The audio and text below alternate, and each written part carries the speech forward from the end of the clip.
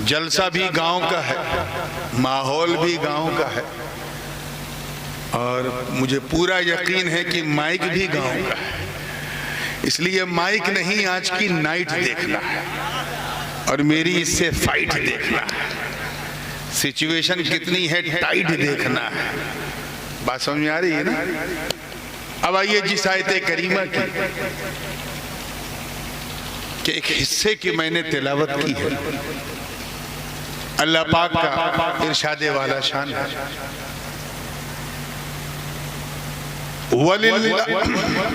वरिज़वानुम मिनल्लाहि अकबर।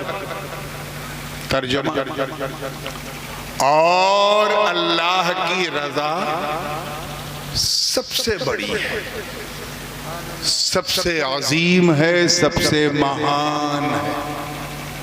रजा समझे? हमें अगर रजा नहीं समझे तो अहमद रजा को कैसे समझोगे? सुन्नी कुछ समझे ना समझे, रजा जरूर समझता। ये तो अपने अपने मुकद्दर की बात है, किसी को सजा मिली, किसी को रजा मिली।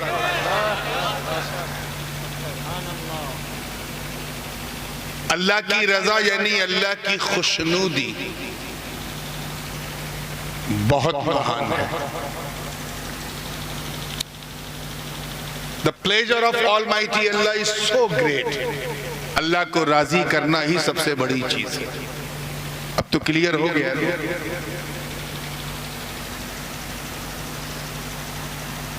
एक अच्छी औलाद, सादतमंद औलाद वो कहलाती है जो अपनी खिदमत से, अपनी सेवा से अपने माँ बाप को राजी कर ले। इसने इतनी सेवा की कि इसके माँ बाप इससे राजी हो गए।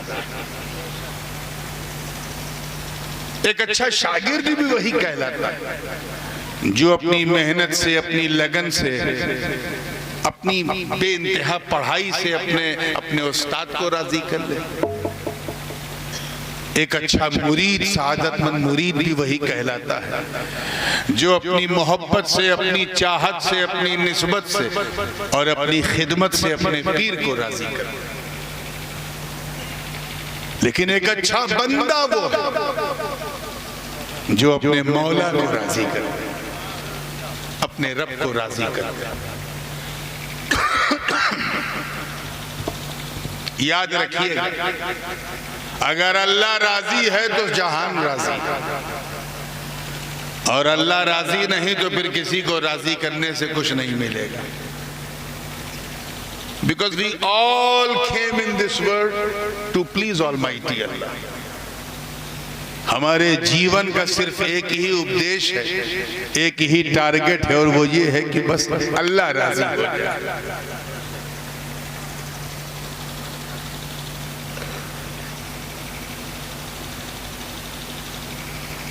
एक बात बताइए, थोड़ा सा मैं देखना चाहता हूं कि आप समझते कैसा हैं, फिर देख लूंगा कि समझ के समझाते कैसा है। और मैं चाहता हूं कि आज ऐसा सुनो कि सबको लग जाए कि आज सुनने वालों का जलसा नहीं, सुन्नत वालों का जलसा होगा। ऐसा ना लगे कि जलसा सिर्फ बंबई के लिए हो रहा है, लगे कि हाँ रायपुर मुवारी भी इसमें शामिल है, हदगाम भी शामिल है, सनगाम भी शामिल है, खागा भी है, जमुना पार तक, बल्कि गंगा पार, सब शामिल है। तैयार है ना आप लोग? एक साहब ने सोचा कि मैं नूरानी मियाँ को राजी करूं।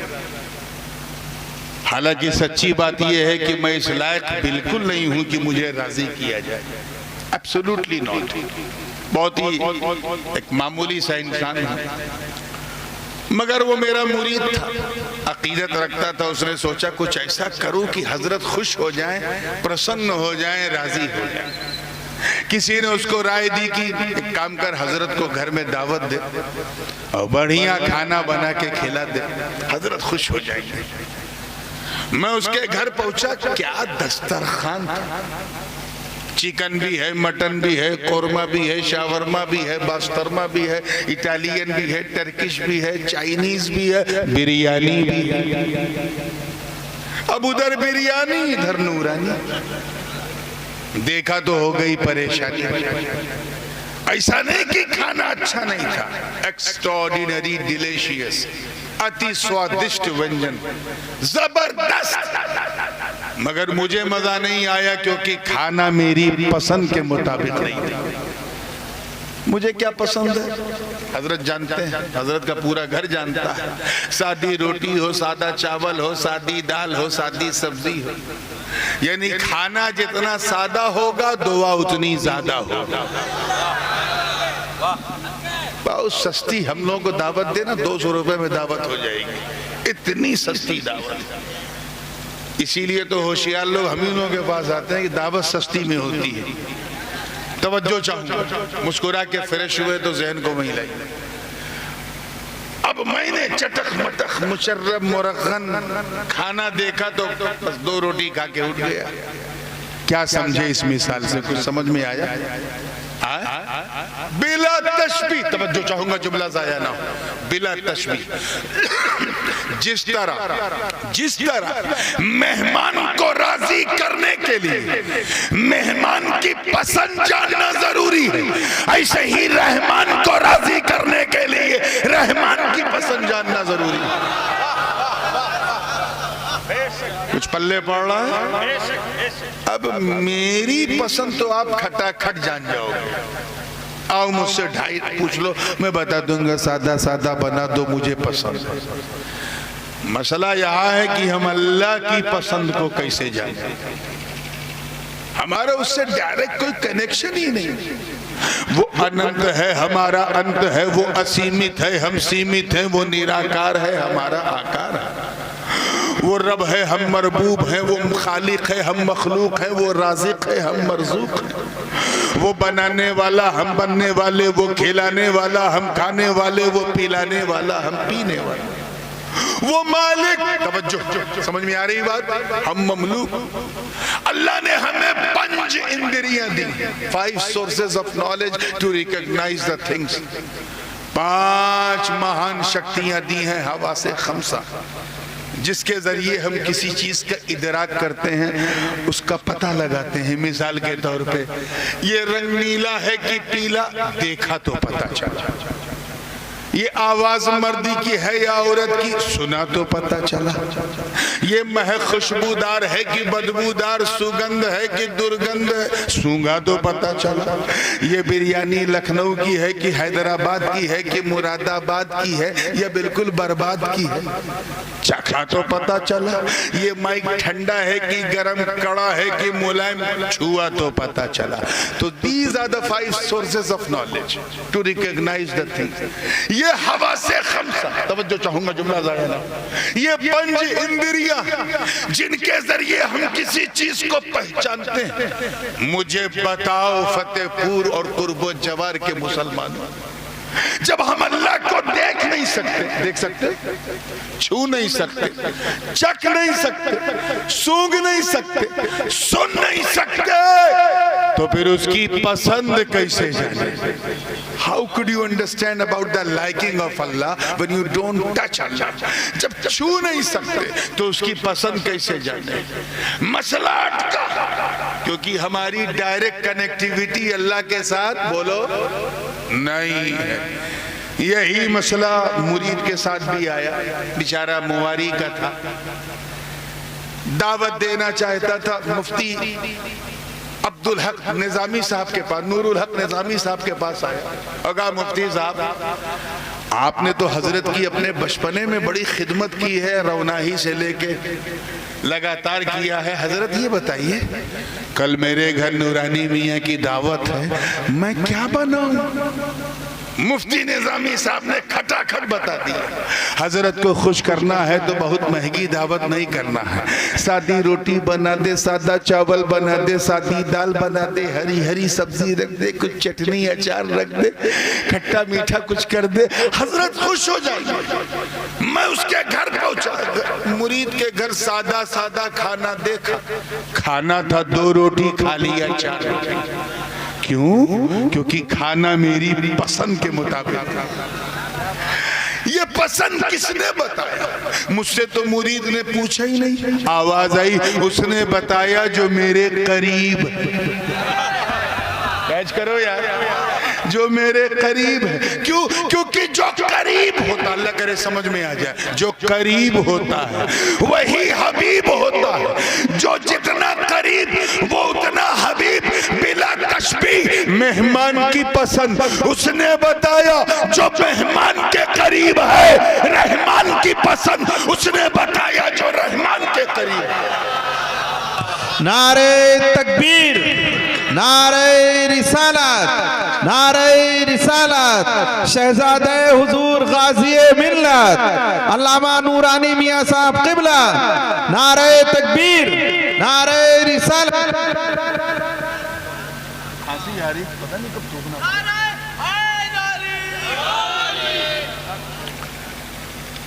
गोया अल्लाह करे समझ में आ जाए, अहमद मुश्तबा। कह दो सुभान अल्लाह। मैं जानता हूँ गांव में जब तक ये ना कहो कह दो सुभान अल्लाह, लोग कहते नहीं है, इसीलिए इसको गांव कहते हैं, शहर नहीं कहते। अहमद मुश्तबा, मोहम्मद मुस्तफ़ा, रूही फिदा हो।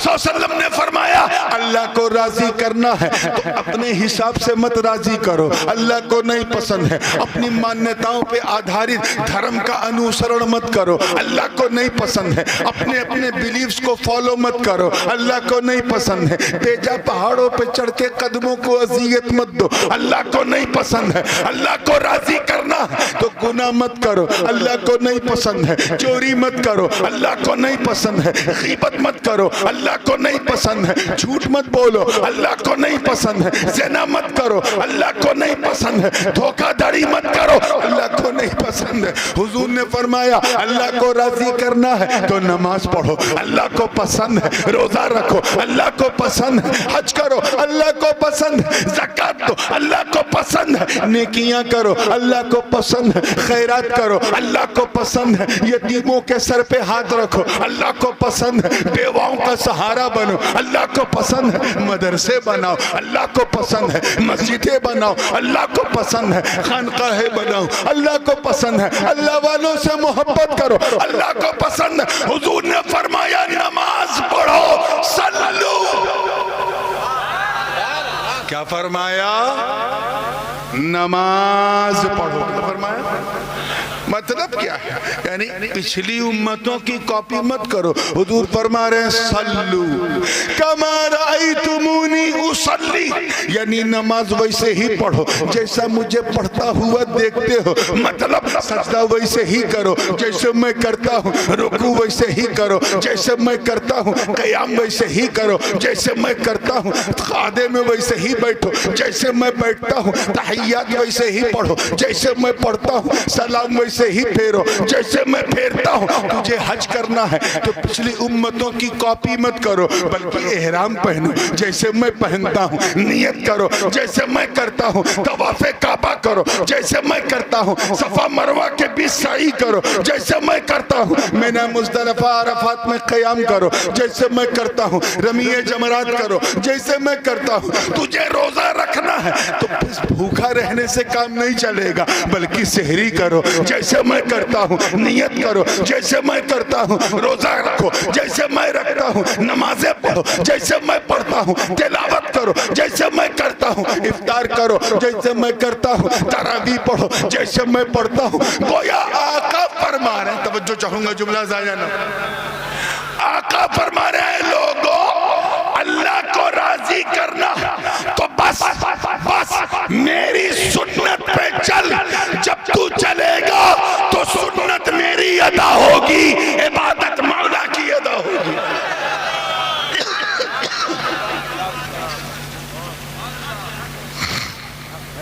बात समझ में आ रही है? समझाना इतना ही था कि अल्लाह को राजी करना बहुत बड़ी चीज है। और इस मिसाल से ये क्लियर हो गया होगा कि अल्लाह को राजी करना है तो रसूलुल्लाह को राजी करना। अच्छा एक बात बताइए, थोड़ा मैं लगती हुई एक बात कह के आगे बढ़ता हूँ। मेरे यंगस्टर्स भी बैठे हैं, फेसबुक इंस्टाग्राम चलाने वाले लोग, पूरी तवज्जो से इस पूरी दुनिया में, बल्कि इस पूरे मजमे की बात करूं तो कोई है जो अपनी मर्जी से इस दुनिया में आया है? मुंह से बोलना, did you born by your own will you die by your own will? अपनी मर्जी से मरोगे? बोलो यार मुवारी वालों, बंबई के लोग छटाक भर हैं लेकिन आपसे ज्यादा बोल रहे हैं। तवज्जो चाहूंगा। अपनी मर्जी से आए हो, और जोर से बोलो, इनको सुनाओ। अपनी मर्जी से आए हो। हाँ लगा ना कि गांव में कैसी छांव रहती और कितना ताव रहता। अपनी मर्जी से जाओगे, पक्की बात है ना, पक्की बात है ना, तो फिर अपनी मर्जी से जीने की कोशिश क्यों करते हो? मैं यही समझाना चाहता हूं। आए हो अल्लाह की मर्जी से। तुम्हारा हाथ पैर नाक कान गला हाथ तो ये है कि तेरा चेहरा भी तेरी मर्जी से नहीं बना। और ख्वाहिश क्या है? मेरा जीवन मेरी मर्जी से चले। अबे तेरी मर्जी की औकात क्या है? जब तू अपनी मर्जी से आया नहीं, जब तू अपनी मर्जी से जाएगा नहीं, तो फिर अपनी मर्जी से जीने की कोशिश क्यों करता? जीना तो उसी की मर्जी से जियो जिसकी मर्जी से आए हो, जिसकी मर्जी से जाओ। जो अपनी मर्जी से जीते, जो अपनी मर्जी से जीते हैं वो सिर्फ अब्दुल्ला होते हैं, अब्दुल्ला। और जो रब की मर्जी पर अपनी मर्जी कुर्बान कर देते हैं वही वलीउल्लाह होते हैं, वलीउल्लाह।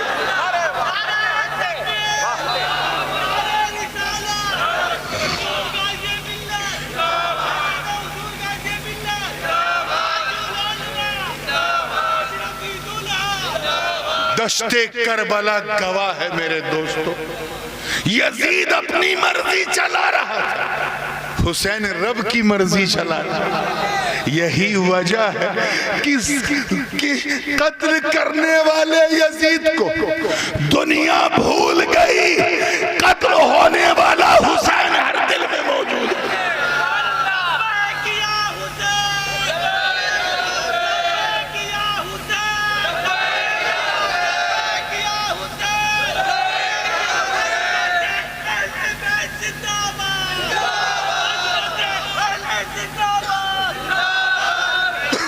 हर दिल में हुसैन है, कह दो सुभान अल्लाह। हर जा में हुसैन, हर आन हुसैन, हर शहर में हुसैन, हर गांव में हुसैन, हर मुल्क में हुसैन, दरिया की रवानी में हुसैन, मौजों की तुग़यानी में हुसैन, दिल दिल में हुसैन, जा जा में हुसैन, अमेरिका से लेके ऑस्ट्रेलिया तक हुसैन, अफ्रीका से लेके यूरोप के बर्फिस्तान तक हुसैन। अरे सिर्फ रटे रटाए नारों में नहीं, बल्कि सच्चाई ये है कि बस्ती बस्ती में हुसैन, करिया करिया में हुसैन।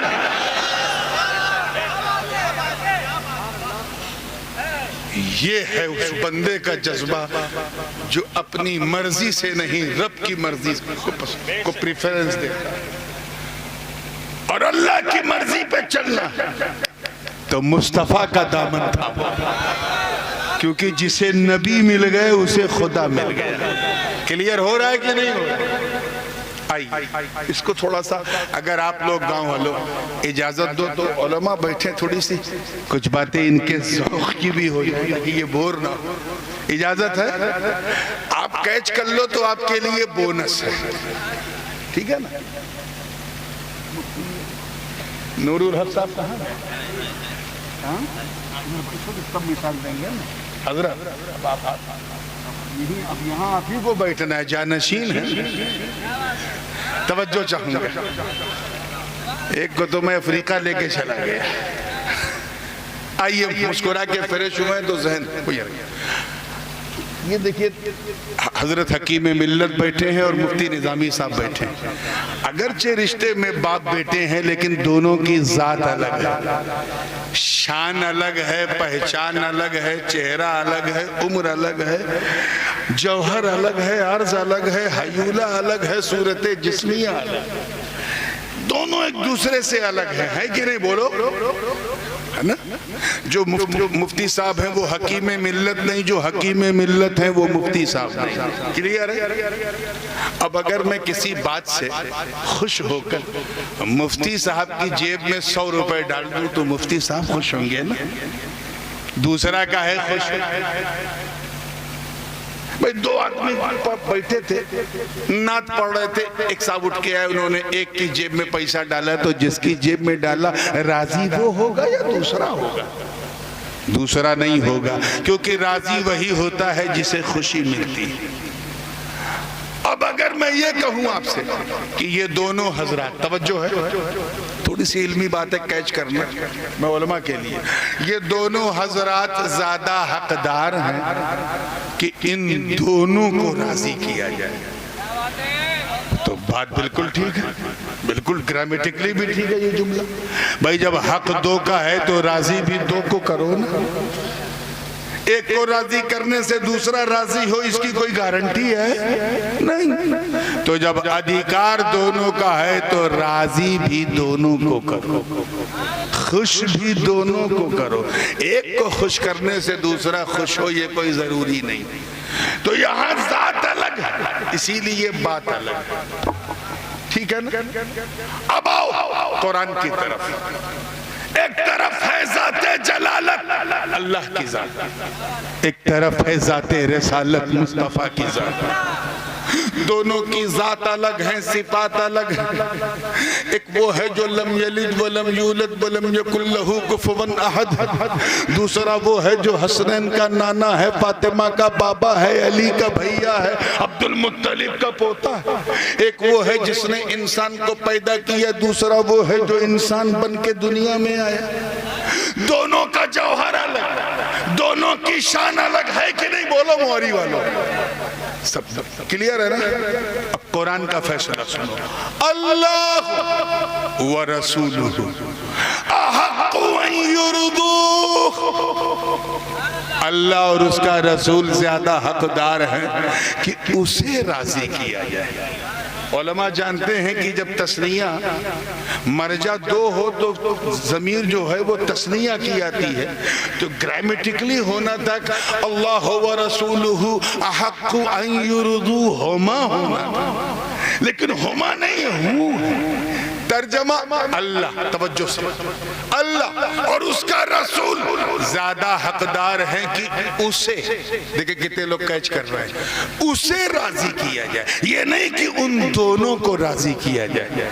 उसे मतलब हक तो दो का है, मगर राजी एक को कर ले काम चल जाए। मतलब साफ है, ऐ बंदे तू अल्लाह को बगैर मुस्तफा के कैसे राजी करेगा? अब अगर अल्लाह को राजी करना तो दामने मुस्तफा थाम ले, जिससे मुस्तफा राजी उससे खुदा राजी।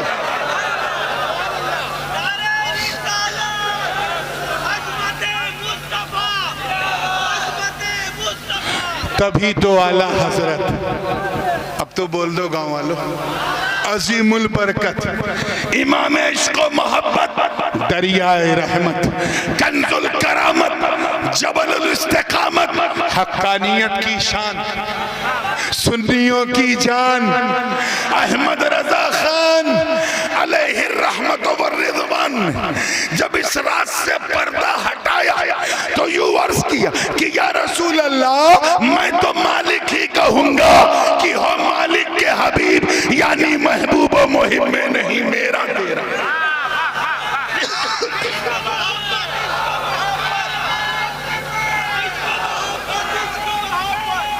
मौका दो।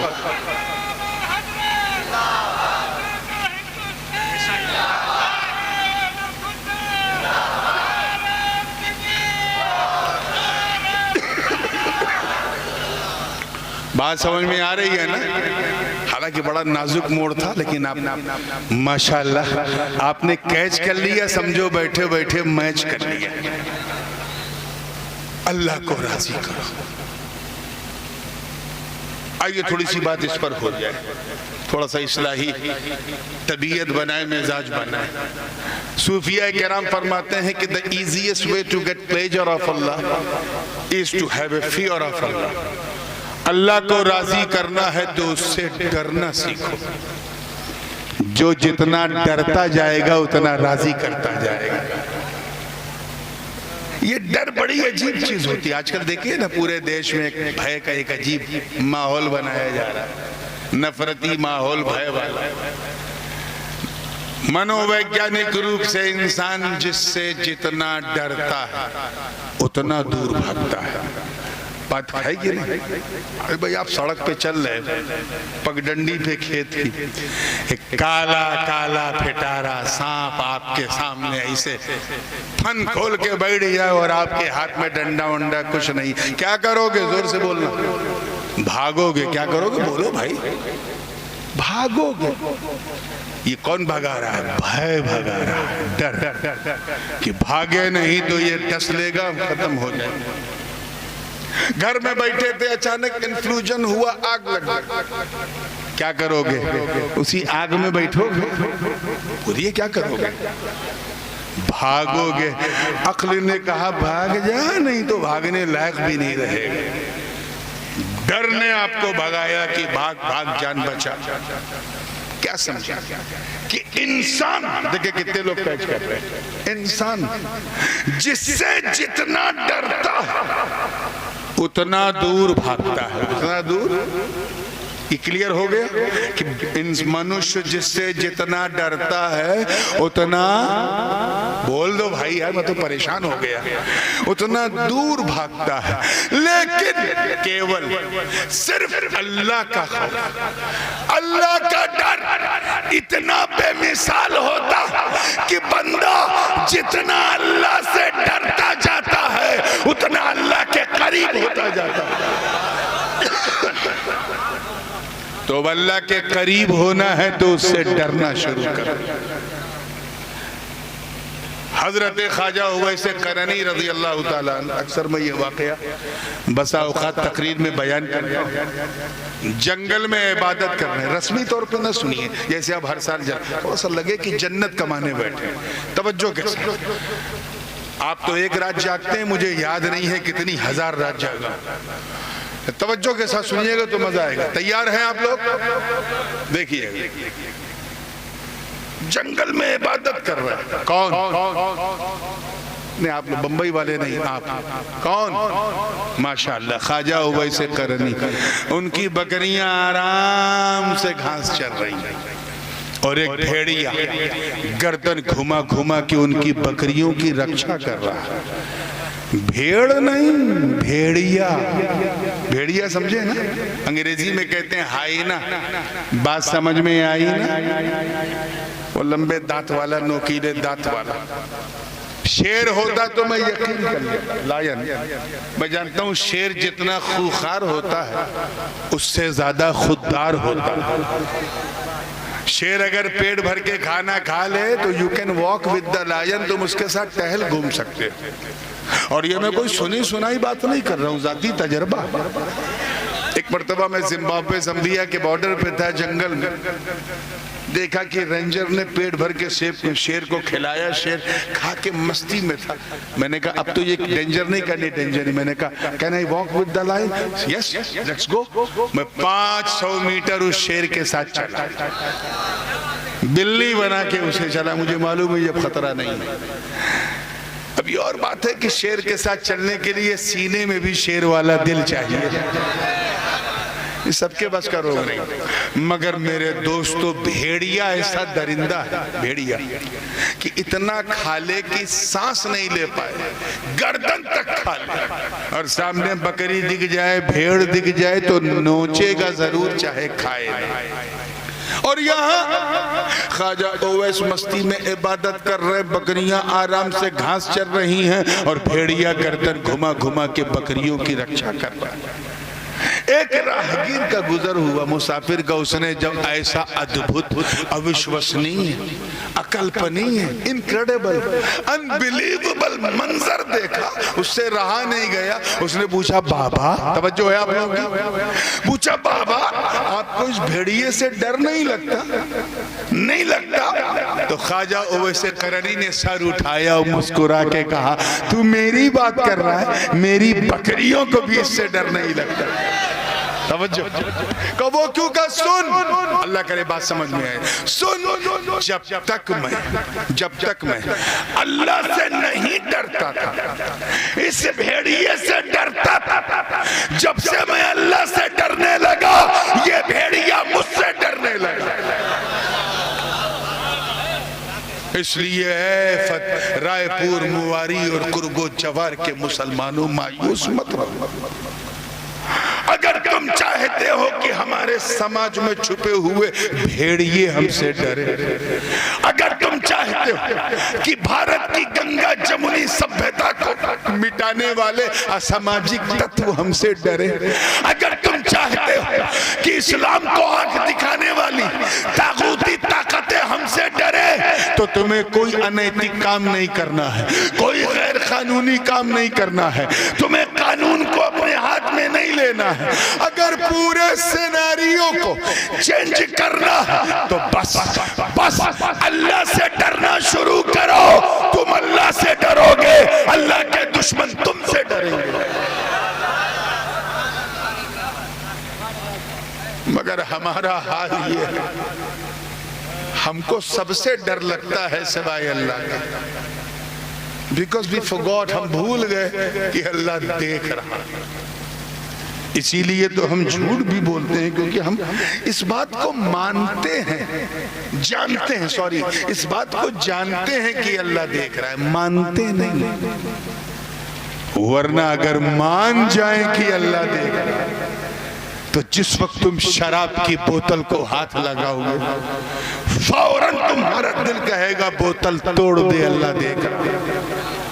जिस वक्त तुम्हारी निगाहें बहकेंगी, अंदर से आवाज आएगी पलकों को झुका ले, अल्लाह देख रहा है। जिस वक्त तेरा कदम गैर कानूनी, गैर इस्लामी तरफ बढ़ेगा, आवाज आएगी, कोई चीज तेरे कदमों को जकड़ के कहेगी रुक जा, अल्लाह देख रहा है। लेकिन सच्ची बात यह है कि हम सिर्फ जानते हैं कि अल्लाह देख रहा है, मानते नहीं। इसीलिए हम नाम के मुसलमान हैं, बुरा मत मानिएगा, काम के कहां। हुजूर शेखुल इस्लाम अल्लामा मदनी मियां, मेरे बड़े वालिद, फरमाते हैं जिसमें पासे शरीयत न खौफे खुदा। आप लोगों ने चुप रहने का रोजा रखा है क्या? जिसमें पासे शरीयत न खौफे खुदा, वो रहा क्या रहा, वो गया क्या गया। एक तस्वीर थी जो मिटा दी गई, ये गलत है, मुसलमान मारा गया। जिसमें न शरीयत का पासो लिहाज है, ना अल्लाह का डर है, ऐसा इंसान है, उसका रहना क्या रहना, जाना क्या जाना। अगर मर जाए तो समझो एक तस्वीर थी जो मिटा दी गई, ये गलत है, मुसलमान मारा गया। ये जो हम सुनते हैं ना कि आज फिलिस्तीन में इतने मारे गए, इराक में इतने मारे गए, सीरिया में इतने मारे गए, ये मुसलमान नहीं मारे जा रहे, इनमें अक्सर मुसलमानों की फोटो कॉपी मिटाई जा रही है। We are just like a photocopy of Muslims. हम मुसलमान नहीं, मुसलमानों की तरह दिखते हैं, बदकिस्मती से सिर्फ दिखते हैं। हम मुसलमान के घर में पैदा हुए इसलिए मुसलमान हैं, और कोई बात नहीं। हमारे अब्बा मुसलमान हैं इसलिए हम मुसलमान, दादा मुसलमान हैं इसलिए हम मुसलमान। हम जब पैदा हुए तो कान में अजान दी गई इसलिए मुसलमान। हम इसलिए मुसलमान हैं कि टोपी पहनते हैं, क्या पहनते हैं? और खैर अब तो पहनते कम हैं, पहनाते ज्यादा। बंबई की जबान में कहते हैं ना, आज इतनों को टोपी पहना दी, मतलब उल्लू बना दिए। This is our identity at the moment, unfortunately. हम इसलिए मुसलमान हैं क्योंकि हम ईद की सवई खाना नहीं छोड़ते, मुहर्रम का खिचड़ा खाना नहीं छोड़ते, और रबीउल अव्वल की सबील पीना नहीं छोड़ते, और शबे बारात में कब्रिस्तान बाद में पहले हलवा खाना नहीं छोड़ते। अगर मुझसे हजरत हकीम मिल्लत तशरीफ फरमा है, मैं ज्यादा खुल के नहीं, लेकिन हाँ एक बात कहूंगा, अगर हमसे कोई पूछे कि कोई एक में ऐसी अलामत बताओ जो हम सब में कॉमन है, तो वो सिर्फ ये है कि हम इसलिए मुसलमान हैं क्योंकि हमारी मुसलमानी हुई है, खतना हुआ। इससे बड़ी पहचान अब हमारे पास नहीं रहेगी। सबसे बड़ी पहचान हमारे मुसलमान होने की आज यही है कि हम मख्तून अजीजान मिल्लत। हम कैसे मुसलमान? हफ्ते में एक दिन माँ बाप के दबाव में आके हम मस्जिद चले जाते हैं और ये सोच के जाते हैं कि ऐसे टाइम एंट्री मारे जब इमाम साहब मेंबर पे खड़े हो जाएं और 2 रकत पढ़ के ऐसा भागते हैं जैसे लगता है स्टेशन से ट्रेन छूटने वाली है। याद रखना, हम वो मुसलमान नहीं, तवज्जो उलमाए किराम, हम वो मुसलमान नहीं जिन्होंने बदर, उहद, खैबर और खंदक में परचम इस्लाम को लहरा दिया। हम वो मुसलमान नहीं जिन्होंने अंताकिया के गिरजा घरों में घुस के अजान दे दी।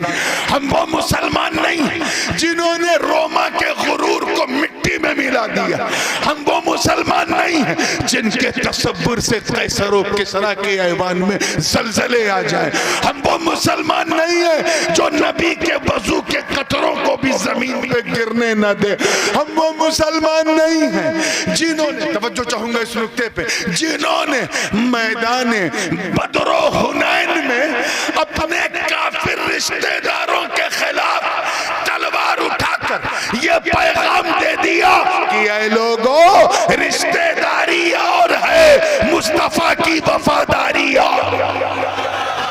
नारे तकबीर, नारे रिसालत, नारे रिसालत, शहजादे हुजूर गाज़ी मिल्लत अल्लामा नूरी मियां साहब किबला, अल्लामा नूरानी मियां साहब किबला, नारे तकबीर, नारे रिसालत। तवज्जो है आप लोगों की? हम वो मुसलमान नहीं, वो मुसलमान नहीं जो नबी का एक इशारा पाके मक्के से मदीना हिजरत कर। बोल दो, हम वो मुसलमान बिल्कुल नहीं है जिन्होंने, देखिए कितने लोग इतिहास जानते हैं, दरियाए नील की, तवज्जो चाहूंगा बंबई वाले, दरियाए नील की रवानी को सिर्फ एक खत, एक पत्र लिखा तो रवानी का मिजाज बदल गया। हम वो मुसलमान नहीं है अरे जिनका चेहरा देखकर कुछ का पादरी कदमों में चाबी रख दे। हम वो मुसलमान नहीं है जिनका नाम सुनकर रुस्तम और सोहराब का कलेजा थरथरा जाए। हम वो मुसलमान नहीं है जिन्हें देखो तो खुदा याद आ जाए। हम वो मुसलमान नहीं जिन्होंने लबे मुस्तफा से, हुजूर की जबान से अर्रहील सुना, निकल घर से, निकल घर से, तो अपनी नई नवेली दुल्हन को सुहाग की रात बिस्तरे अरूस पर छोड़कर घोड़े की नंगी पीठ पर बैठकर मैदाने कारजार में कूद के अपने प्राणों की आहुति दे दे।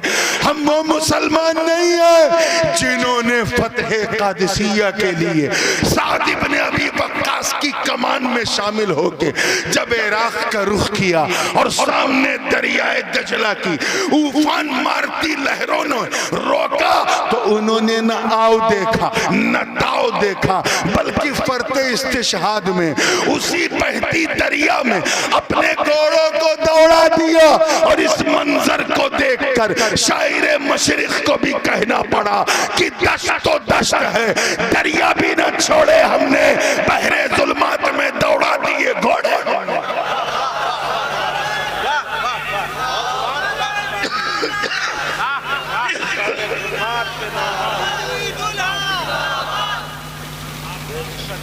तो try to become a solid Muslim. अपने किरदार और अमल को संवार लो, वरना तुम्हारी दास्तां भी ना होगी दास्तानों में। हम तो इतने घटिया स्तर के हो चुके हैं कि नबी के नाम पे जलसा होता है तो 12 बजे नींद आने लगती। चले उनका जिक्र सुनने जिनको देख के सूरज भी डर जाता था कि निकलूं कि न निकलूं। बहुत ही, और ये हालत इसके हम खुद जिम्मेदार हैं। एक बात और इसी से लगती हुई इजाजत है, जो लोग सोना चाहते हैं वो हाथ उठाए तो 4 लोग सोना चाहे तो सो जाइए।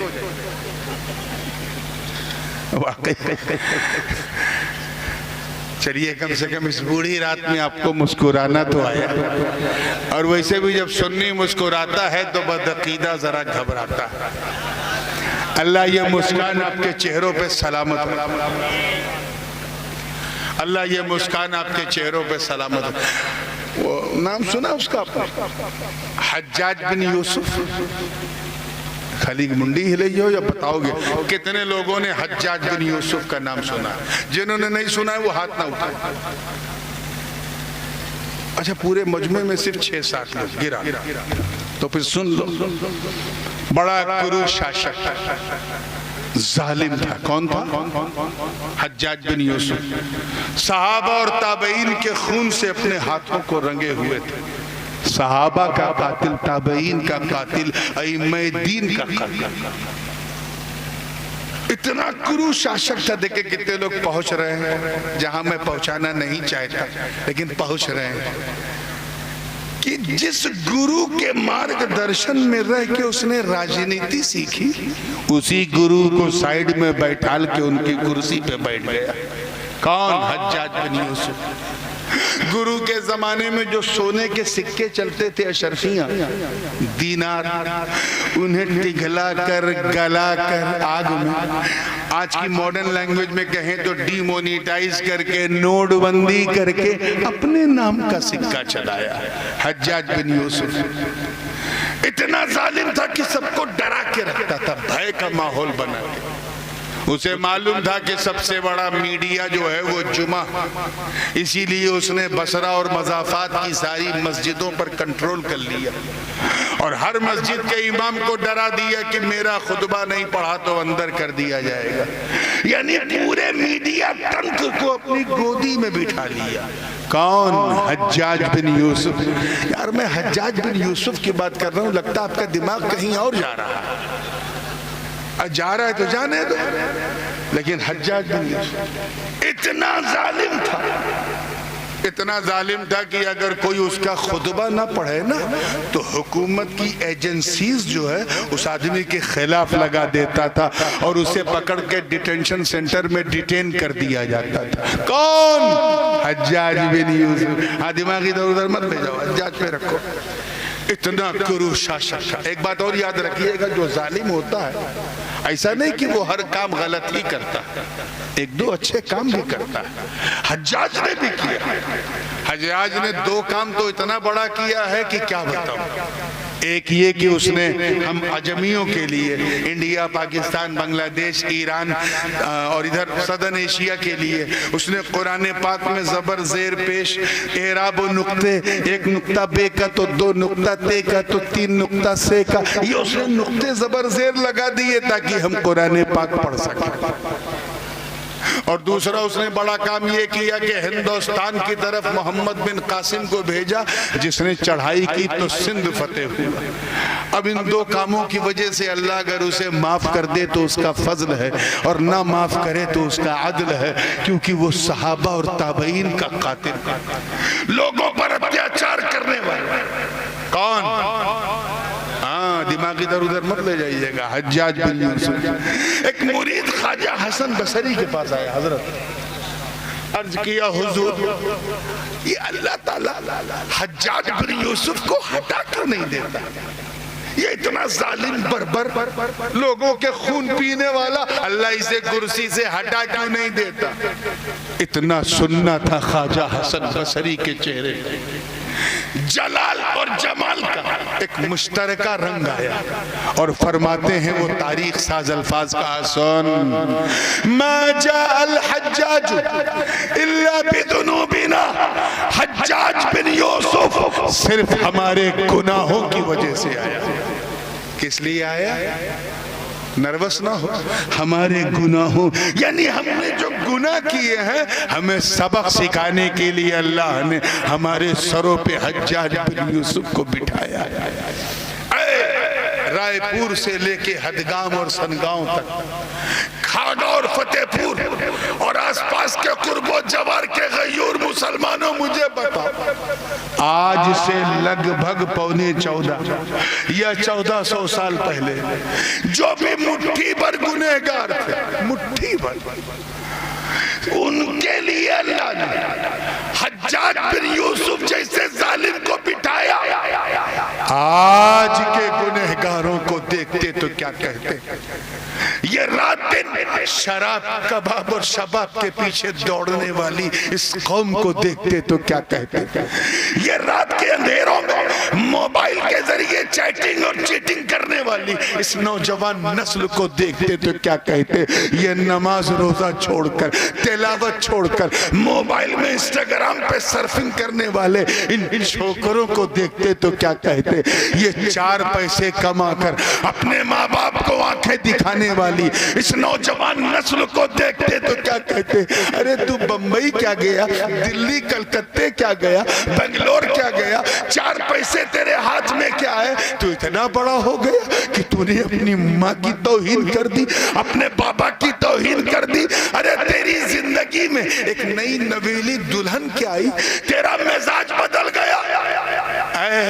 किसी दुल्हन की कमबख्त मुस्कुराहट के सामने अपनी माँ को धक्के मारने वालों, कभी तुमने सोचा कि तेरी बीवी ने तुझे तब प्यार किया जब तेरे पास खिलाने के लिए रोटी थी, तब प्यार किया जब पहनाने के लिए कपड़े थे, तब प्यार किया जब ठहराने के लिए मकान था, तब प्यार किया जब उसे बहलाने के लिए तेरे जिस्म में ताकत थी, तब उसने प्यार किया। लेकिन माँ ने तो तुझे उस वक्त भी नहीं छोड़ा जब तू इतना कमजोर था कि अपने हाथ से दूध की बोतल भी नहीं उठा पाता था। तू किस ख्याल में डूब गया है नौजवान? तू कहां चला गया? अब अगर पूरे सिस्टम को चेंज करना, अपनी लाइफ स्टाइल को बदलना, तो अभी भी वक्त है। रब की बारगाह में रुजू करो, आंसू बहाओ, अल्लाह को राजी करो। अल्लाह तक तेरी पहुंच नहीं, घबरा मत, रसूलुल्लाह को राजी कर। जाऊका फस्तगफिरुल्लाह वस्तगफर लहुमुर रसूल लवजदुल्लाह तव्वाबर रहीमा। जा तेरे हबीब पर 2 बूंद आंसुओं की जरा गुंबदे खजरा की छांव में पहुंच के गिरा तो सही। अरे जब तू गिराएगा तो मेरा मौला कयामत के दिन रहमतों का दरिया बहा देगा। और मुस्तफा तक भी तेरी पहुंच नहीं है तो घबरा मत, हुजूर ने उसका भी पता बता दिया। सरकार ने फरमाया अहिब्बुल्लाह लिमा यग़दूकुम मिन निअमी, अल्लाह से मोहब्बत करो। क्या फरमाया हुजूर ने? नहीं वैसे जैसे 11 बजे बोल रहे थे, क्या फरमाया? अल्लाह से मोहब्बत करो उनकी उन नेमतों की वजह से जो उसने तुम्हें अता की। आगे फरमाया वहिब्बूनी लिहुब्बिल्लाह, और मुझसे मोहब्बत करो अल्लाह की मोहब्बत की वजह से। और आगे फरमाया वहिब्बू अहले बैती लिहुब्बी, और मेरे बच्चों से मोहब्बत करो मेरी मोहब्बत की वजह से। मतलब अगर तुम अल्लाह से मोहब्बत करते हो तो रसूलुल्लाह से करो, और रसूलुल्लाह से करते हो तो अहले बैत से करो। मतलब अपने दिल में हसन हुसैन की मोहब्बत को बसा लो, अल्लाह तुमसे राजी हो जाएगा। ये मकाम रजा कोई मामूली चीज नहीं है। इसकी 2 किस्में हैं। एक मकाम, इसी पे बात को खत्म करूंगा, तवज्जो से सुनिएगा। एक है मकाम राजिया, क्या है? इनको जगह। एक है मकाम राजिया और एक है मकाम मर्जिया। कुरान पाक में दोनों का जिक्र है। या अय्यतुहन नफ्सुल मुतमइन्ना इरजिई इला रब्बिकी रादियतम मर्दिया फदखुली फी इबादी वदखुली जन्नती रादियतम मर्दिया। तो एक है मकाम राजिया, मकाम रजा के 2 किस्में, और एक है मकाम मर्जिया। मकाम राजिया ये है कि बंदा अपने मौला को राजी करे। जोर से बोलो, बंदा कुछ ऐसा करे, कुछ ऐसा करे कि अल्लाह राजी हो जाए। ये मकाम राजिया है। और मकाम मर्जिया कि मौला अपने बंदे को राजी करे। मकाम राजिया में बंदा तालिब है, मौला मतलूब है, और मर्जिया में बंदा मतलूब है, मौला तालिब है। बंदा महबूब है, मौला मुहिब है। इस मकाम के बारे में हजरत ज़ुन्नून मिस्री फरमाते हैं मकाम मर्जिया के बारे में कि ये वो मकाम है जो उस बंदे को दिया जाता है जो बंदा नफ्से अम्मारा से लेके नफ्से लव्वामा, नफ्से लव्वामा से लेके नफ्से मुलहिमा, नफ्से मुलहिमा से लेके नफ्से मुतमइन्ना, नफ्से मुतमइन्ना से लेके नफ्से राजिया, इन तमाम मरहलों में इतना पक्का हो कि उसे देख के लोग कहें ये मुसलमान नहीं, इस्लाम है। ये बंदा नहीं, बंदा नवाज, ये खादिम नहीं, मखदूम है, ये मुस्तगीस नहीं, गौस, जिसे देखो तो खुदा याद आ जाए। ये टॉप रैंक है। हजरत ज़ुन्नून मिस्री ने एक बात कही, बस उसी पे बात खत्म करना है। फरमाते हैं कि मकामे मर्जिया, ये बात अल्लाह की रजा की चल रही है ना, जोर से बोलो, ऐसे नहीं मुंह से, अल्लाह की। तो अब उस रजा को गहराई में समझो ताकि अहमद रजा समझ में आ जाए। तवज्जो, मकाम मर्जिया पे हजरत ज़ुन्नून फरमाते हैं कि तर्कुल इख्तियार बिमुर्रिल क़ज़ा, यानी अर्थात क़ज़ा की कड़वाहट के सामने अपने पावर को छोड़ देना, ये है मकाम रजा। क्या है? मैं और आसान करूंगा, जब तक आप समझेंगे नहीं मैं आगे बढ़ूंगा ही नहीं। मैं उनमें से नहीं जो खटखट खटखट खटखट खटखट बोल के निकल गए, समझाऊंगा। तर्कुल इख्तियार यानी जो होने वाला है उस होने में अगर कोई समस्या है तो उस समस्या को झेल कर चमत्कार न दिखाना, ये है मकामे रज़ा। जो वली चमत्कार दिखा दे वो और है, और चमत्कार जहां ठिठुक के रह जाए वो और। इस चीज को समझो, मैं एक मिसाल दूं ताकि एकदम क्लियर हो जाए। हजरत ख्वाजा गौस मोहम्मद ग्वालियर, नाम सुना है ना? ग्वालियर सिलसिले शुत्तारिया के हिंदुस्तान में बानी, मकाम सिद्दीकियत पे फाइज थे वक्त के गौस। राजा सिंधिया भी इनका दरबारी थी। अल्लाह की तरफ से हुक्म हुआ कि ये गौस मोहम्मद अब ये ग्वालियर छोड़ के दीन की राह में निकलो। तो हजरत ख्वाजा गौस मोहम्मद ग्वालियर अपने परिवार सहित निकल पड़े। राजा क्योंकि आपका अनुयायी था, शैदाई था, उसने कहा बाबा जहां तक हमारी रियासत की सीमा है वहां तक मेरे फौजी आपके साथ जाएंगे, हाँ जहां सीमा समाप्त होगी उसके बाद आप फ्री। फौजी साथ साथ चलते रहे। शाही अंदाज में ख्वाजा गौस मोहम्मद ग्वालियर का काफिला निकला। जैसे ही सिंधिया रियासत की सीमा समाप्त हुई, बुंदेलखंड क्लियर हुआ,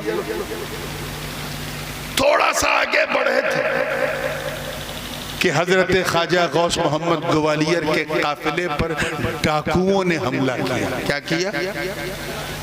500 डाकू, और आपके काफिले में आपकी बीवी हैं, बच्चे हैं, नवासी हैं, एक 9 साल की नवासी भी आपके साथ। सब डाकुओं ने हमला किया। फिर क्या था? जिसके हाथ में जो आ रहा था वो लूट रहा था। ख्वाजा गौस मोहम्मद ग्वालियर देख रहे हैं लेकिन सब्र कर रहे हैं क्योंकि मकामे रजा पे फायज है। करामत नहीं दिखा रहे, सब्र कर रहे। इसी बीच एक ना हंजार ना आकिबत अंदेश डाकू ने आपकी 9 साल की नवासी के कान में लटकती हुई सोने की बाली को ऐसा खींचा कि कान की लौ कट गई और खून का फव्वारा कान से जारी हो गया। खून का फव्वारा जारी होना था। हजरत ख्वाजा गौस मोहम्मद ग्वालियर का मकामे रजा डगमगा गया, जलाल में आया। और एक रवायत में मिर्रीख को और एक रवायत में एक डंडा, बहरहाल जो भी हो, हुक्म दिया है मिर्रीख उतर। मिर्रीख समझे मंगल ग्रह, जहां जाने को बड़ा अचीवमेंट समझा जाता है, उतर। और ये जिन लोगों ने भी मेरी नवासी का ये हाल किया है सबकी गर्दनों को कलम कर दे। एक ही झटके में 500 के 500 डाकू सर कलम। फिर थोड़ी देर बाद ख्याल आया, या अल्लाह ये मैंने क्या कर दिया। करामत तो गैरों के लिए दिखाई जाती है, घर पे जब आजमाइश आए तो करामत नहीं दिखाई जाती। ये मुझसे क्या हो गया? अभी इसी ख्याल में थे कि हातिफ़े गैबी से आवाज आई, ऐ गौस मोहम्मद ये तूने क्या किया? तूने 500 लोगों को मार दिया। हजरत ख्वाजा गौस मोहम्मद ने फरमाया, हुजूर इन्होंने मेरी बच्ची की कान की बाली ऐसा छीनी कि कान से खून का फव्वारा फूटा, मैं बर्दाश्त नहीं कर सका। ए अल्लाह मुझे माफ कर। कहा लेकिन एक के बदले एक को मारना था, तूने 500 को। ए अल्लाह ये सब के सब काफिर थे, कुफ्फार थे। रब ताला ने फरमाया, अरे जो भी हो थे तो मेरे बंदे ने, मैं रब्बुल आलमीन हूँ, रब्बुल मुस्लिमीन नहीं। सारी दुनिया का मालिक, जो मुझे मानता है मैं उसे भी खिलाता हूँ, जो नहीं मानता उसे भी खिलाता हूँ। इतना कहना था हजरत ख्वाजा गौस मोहम्मद, इतना रोए कि अल्लाह ताला ने आपको फिर उसी मकाम रजा पे फाइज कर दिया। अब समझ में आया, तवज्जो, अब समझ में आया कि आका हुसैन ने करामत क्यों नहीं दिखाई। 3 दिन के भूखे प्यासे हुसैन करामत नहीं दिखा रहे, प्यास की शिद्दत से सकीना अल अतश कर रही, मगर हुसैन करामत नहीं दिखा रहे। अब्बास के बाजू कट गए, हुसैन करामत नहीं दिखा रहे। कासिम की जवानी लुट गई, हुसैन करामत नहीं दिखा रहे हैं। अली अकबर का लाशा खून में, हुसैन करामत नहीं दिखा रहे। तमाम के तमाम आवानों अंसारे अहले बैत शहीद हो गए, हुसैन करामत नहीं दिखा रहे। सकीना दामने अब्बास थाम के कह रही, चचा प्यास प्यास, अलतश, मगर हुसैन करामत नहीं दिखा रहे। खुदा की कसम, मेरा हुसैन अगर चाहता अपने बाबा अली की जुल्फ़िकार को अगर दश्ते करबला में गाड़ देता तो चश्मा फूट पड़ता करबला की मिट्टी से। हुसैन ने करामत नहीं दिखाई। अरे सिर्फ आसमान को देख लेते तो इतनी बारिश होती कि पूरा करबला सैलाब ज़दा हो जाता, मगर हुसैन ने करामत नहीं दिखाई। अरे हुसैन तो हुसैन की बेटी जनाबे सुकैना अगर वो अपनी ओढ़नी को नहरे फुरात की तरफ सिर्फ उछाल देती तो खुदा की कसम पूरी नहर खेमे में आ जाती, मगर उन्होंने भी करामत नहीं दिखाई। आपने सुना होगा 6 माह के अली असगर को किसी ने जमीन पे नहीं बिठाया, चाहे सुन्नियों की रवायत पढ़ो, चाहे शियों की रवायत पढ़ो, चाहे नासबियों की रवायत पढ़ो, चाहे खारिजियों की रवायत पढ़ो, किसी ने नहीं लिखा कि एक लम्हे के लिए, एक आन के लिए अली असगर को किसी ने जमीन पे बिठाया हो। नहीं, कभी वो फूफी ज़ैनब की गोद में, कभी उम्मे आला की गोद में, कभी शहरबानों की गोद में, कभी जनाबे सकीना की गोद में, कभी बाबा हुसैन की गोद में, कभी आबिदे बीमार की गोद में, कभी चचा अब्बास की गोद में, किसी ने जमीन पे नहीं बिठाया। क्यों? तवज्जो, क्यों? क्योंकि सबको पता था ये जंग करामत दिखाने के लिए नहीं, ये जंग करामत दिखाने के लिए नहीं, इस्तिकामत दिखाने के लिए। अली असगर अभी बहुत छोटे हैं, उन्हें जंग की मसलहतों का इल्म नहीं। अगर जमीन पे बिठा दिया और वहीं बैठे बैठे उन्होंने अपने बाबा हुसैन के मुरझाए प्यासे होठों को देखकर बेचैनी में अगर उसी करबला के रण में अपनी एड़ी को रगड़ दिया तो इस्माइल का पोता है, कहीं दूसरा ज़मज़म न जारी हो जाए।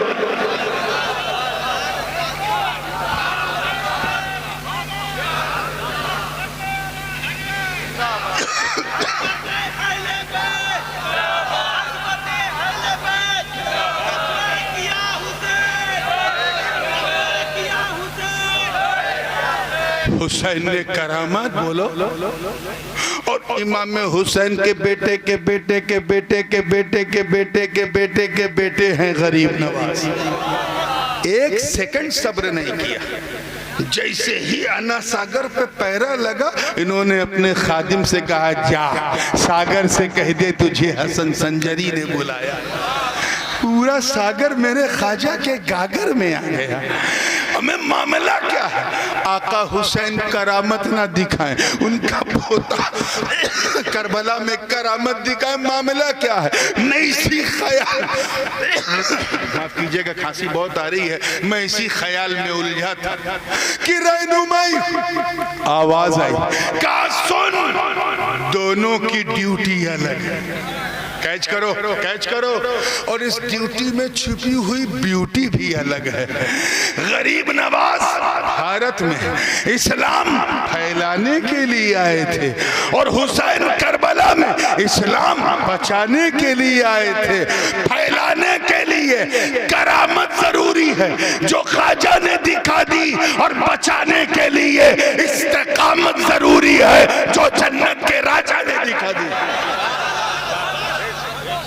तभी तो इमाम हुसैन की शहंशाही पर शहंशाह हिंदुस्तान ने क्या कहा? मेरे गरीब नवाज ने जब सलूट किया तो कहा शाहस्त हुसैन, बादशाहस्त हुसैन, दीनस्त हुसैन।